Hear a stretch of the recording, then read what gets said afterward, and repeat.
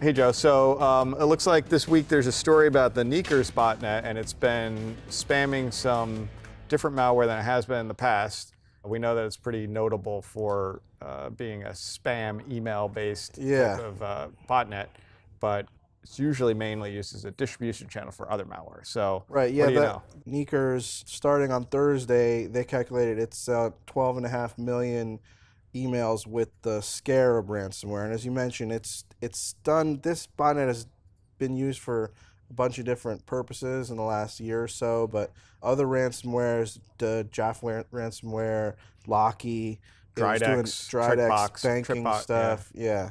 But now it's doing basically spam-based ransomware. This is a really big botnet. The Hacker News called it the biggest botnet in the world. It's unique to see a botnet of this size changing gears this way. So changing to send the Scarab ransomware, you know, kind of a traditional spam email with a standard subject line that says a scan from a printer. Right. Something that's, one of these fairly tricky things that would possibly trip somebody up. So it looks like somebody scanned in something from their scanner and saved it and had the printer send it to them as an attachment, but it got sent to the wrong email address. So of course people are like, oh, well, I wonder what someone scanned in here. Now I'm curious. Let me go look at this, see if this is interesting. It's like picking up the paper off the printer. Right, to see what was somebody, scanning in here. So, there is the possibility that people will get tricked into opening these up,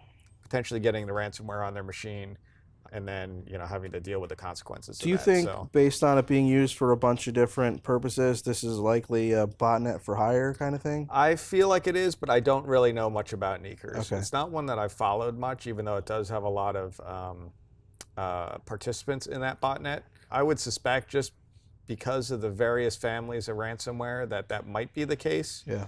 But, it's hard to say. You'd have to see if there's any kind of correlation between these different ransomware campaigns using these different families of ransomware that all tie back to a single actor. Then you would say, okay, maybe it is one Necurs thing, as opposed to a rental type thing just to deliver the malware to users. When you have a large botnet like Necurs that can really deliver a lot of spam emails, it has the opportunity to get itself out there to a lot of potential victims. On the upshot, I would say there's probably, when Necurs starts sending spam, it's recognized pretty quickly. So a lot of the commercial email services out there, like Gmail, Yahoo Mail, Proofpoint, etc., they're probably going to be pretty good about knocking this stuff down before it ever gets delivered to users.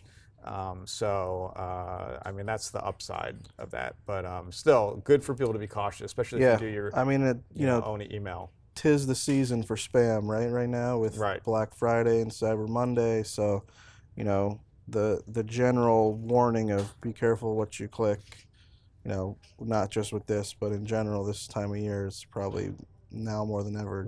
Especially with people buying a lot of things online, especially there's a more density of online shopping at this point. And I know just in the past week here, I've seen a lot of phishes from things, purporting to be Amazon or Apple, where it says you bought a gift card, and if this transaction looks like you didn't make it, click here to cancel this order or something, which would deliver malware to you, or try to phish you to log into a fake-looking website for one of those services. So really important to be wary, because you're probably getting a lot of emails saying you bought this or that, and a lot of you're buying more than you usually would, and you might be like, well, I can't remember, did I buy this? And you just click on it and you get tricked. So be very careful. Look at the URLs where you're going to when you do open those emails.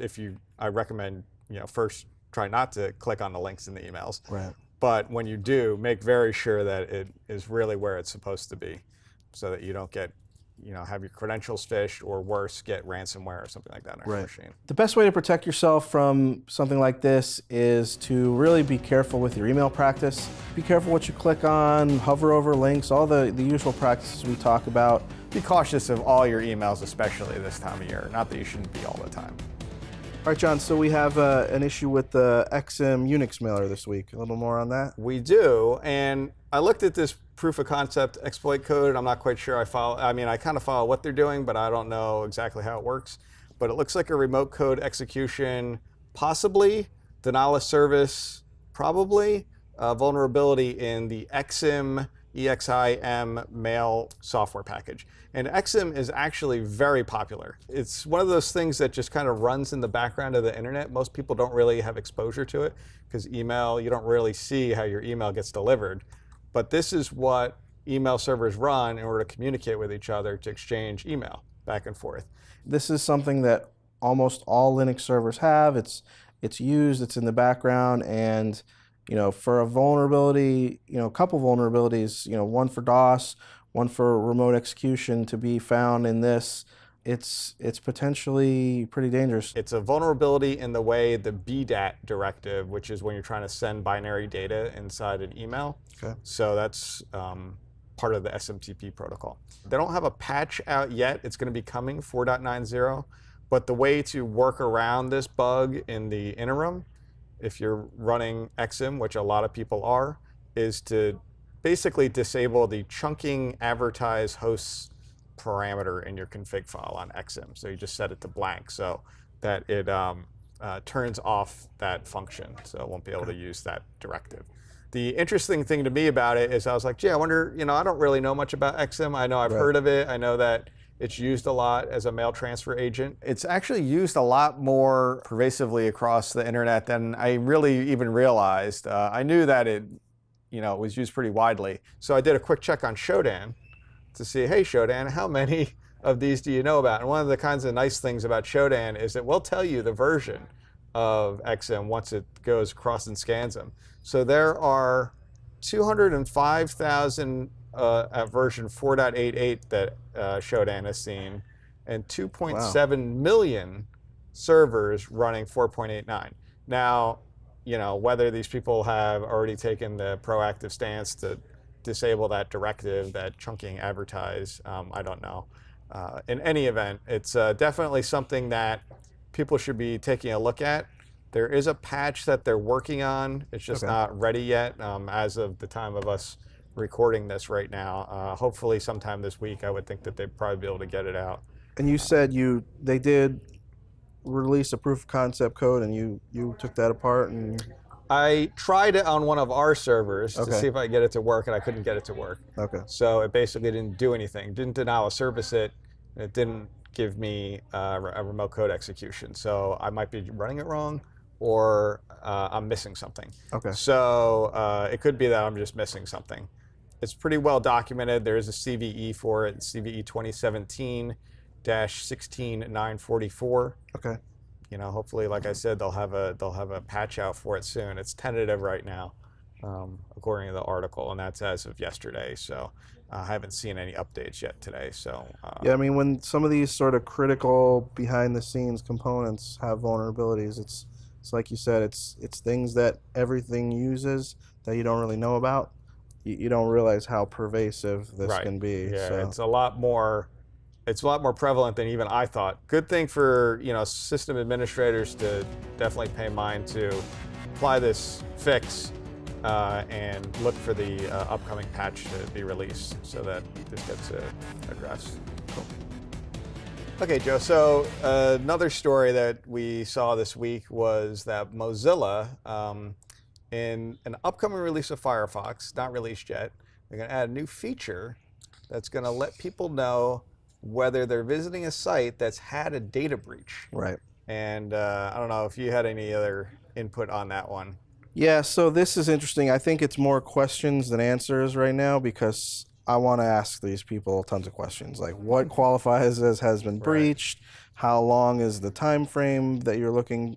They think this is, in order to secure people's personal information, let them know if this is a site that has lost personal information in the past. Right. They've also set up a server of sort of place where you can look up to see whether your information is there. So I think it's one of those things that sounds like a good idea, but makes me a little nervous. You know, these data breaches have happened in the past. So, perhaps it's a good tool to have you look up your address to see if you need to change your password on that site.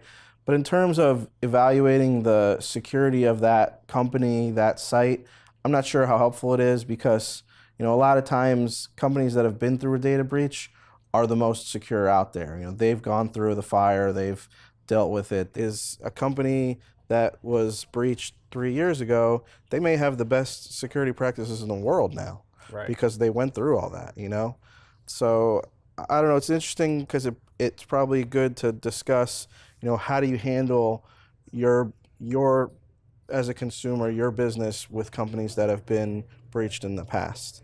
Maybe it's a differentiator for this browser, Mozilla competing with Chrome and Internet Explorer, but I don't know. As a security professional, I have a lot of questions about how they're going to handle this, how they're going to implement this. I mean, it's interesting to me, right? Because, for a long time, most of the browsers, including Firefox, will warn you when you visit an obviously malicious site. Like Right. if it's malware or phishing and they have a record of that, they warn you via, I know like Google has their safe browsing that's Right. built into Chrome. I think Firefox uses that one as well. But this is a little bit different. It'll tell you that, hey, this website had a data breach at some point in the past, could be many years ago, and it gives you the opportunity to check if your email address was listed in there. There is a website that already kind of does this, but you have to, of your own volition, go visit it. It's called Have I Been Pwned? Instead of you Going to their voluntarily site, yeah. trying to find out if I've been data breached, they're going to kind of spin it up in your face every time you visit that place, Yeah. I'm assuming. I don't know how they're going to implement this, if it's every time or if it's just the first time and I say, yeah, I know, and it goes away. Right. Because what I would worry about is, like you said, some of these large companies like the ones we just mentioned, they maybe had a data breach 3 or 4 or 5 years, whatever ago. Yeah. They've had some change of command. They've learned from their lessons. Things are better than they have been. Doesn't mean that it's a problem anymore, but you're going to be constantly reminded of this as you go and revisit these very popular websites. So I'm kind of wondering Well, how yeah, that's I going know- to be received. I know Brian Krebs always says the best executive to handle a security breach is someone who's gone through it in the past. Right, So I would agree. I just don't know what this really buys you. Right. It's like a history lesson almost, but is it really making your browsing any safer? I don't think it's a bad thing because it raises security awareness, to the users that may not be otherwise aware of this fact. But on the other side, it's kind of going to be a constant nagging reminder. While maybe it's good context, I'm not sure it's really representative of the current state of that website and that company. So John, what do we have for the internet weather this week? Well, nothing special really, but Okay. we'll talk about it anyway.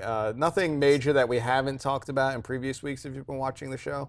But let's I watch every week. You watch every week, so this is going to be old hat for you. Oh Then. man. But other people, maybe not so much. In terms of like the most probe ports and it's the scanning activity in general, port 23 TCP and 22 TCP, we know from history over the past 2 years or more that a lot of that is these IoT devices Right. trying to brute force password guess for each other, find each other and then brute force password guess their way in.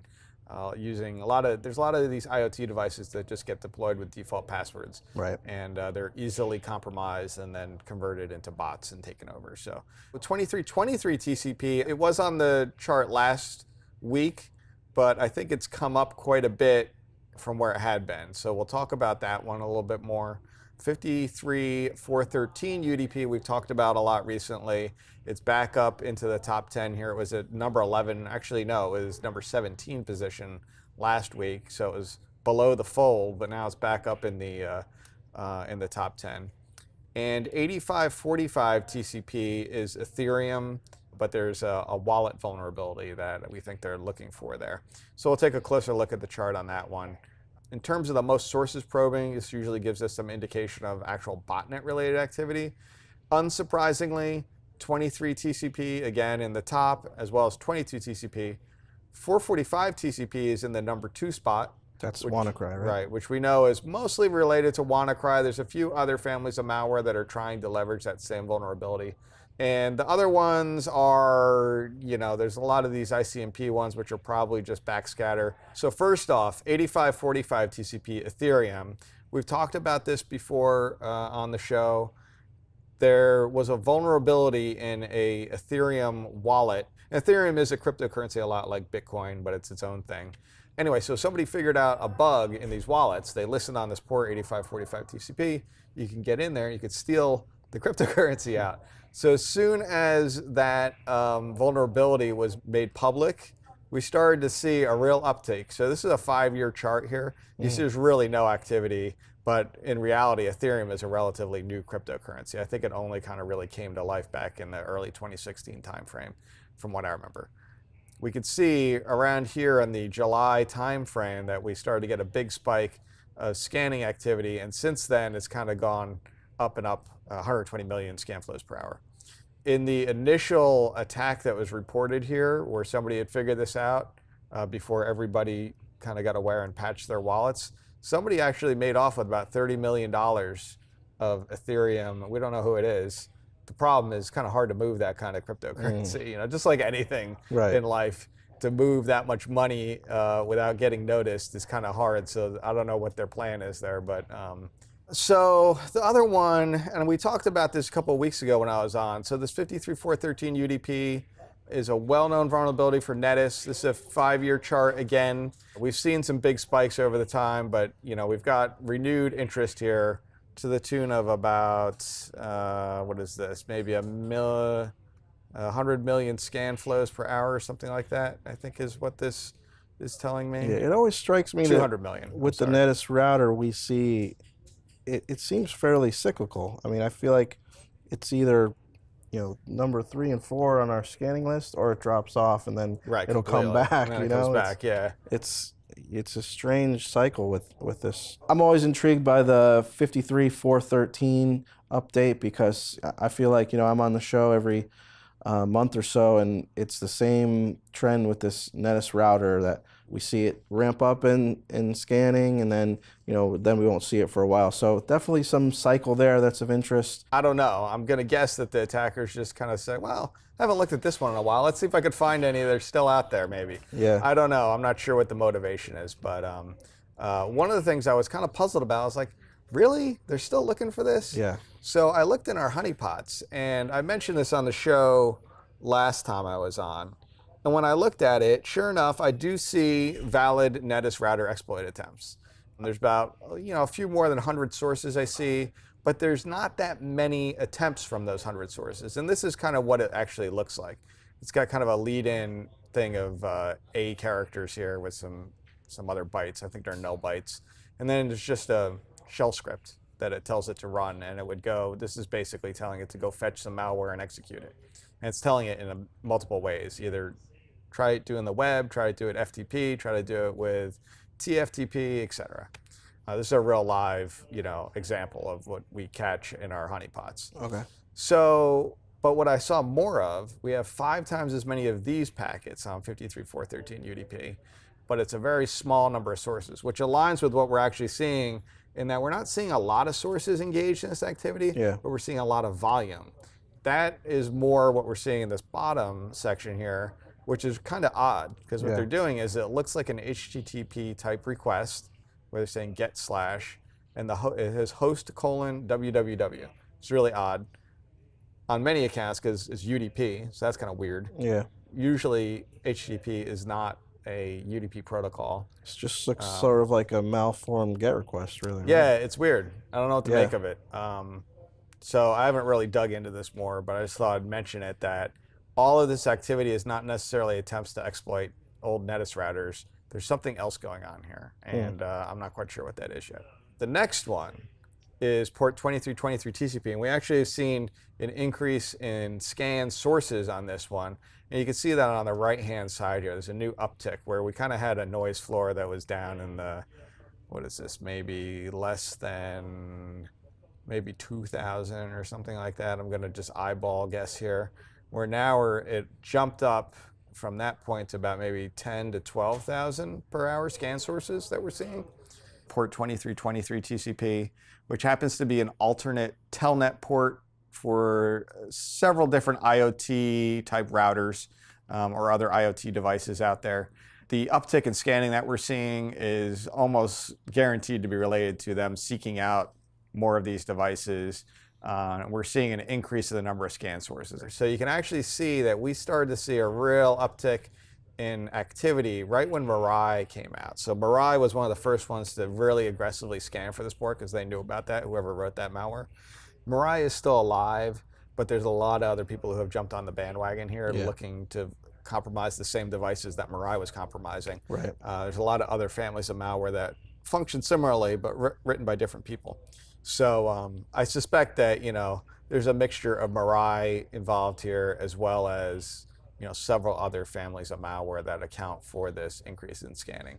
And what they're doing is, like I said, they're just looking for devices listed on that port, and then they password guess their way in. So looking for anybody who, rather than change their default password, they just change their port, right? Well, no, because when the router ships, this is the default port that it ships with. I don't know why they picked that, but and it's more than one model too. I mean, I know of one in particular. I'm not going to name names, but there's a few of them that, for whatever reason, the manufacturer decided to run the telnet service over here on 2323.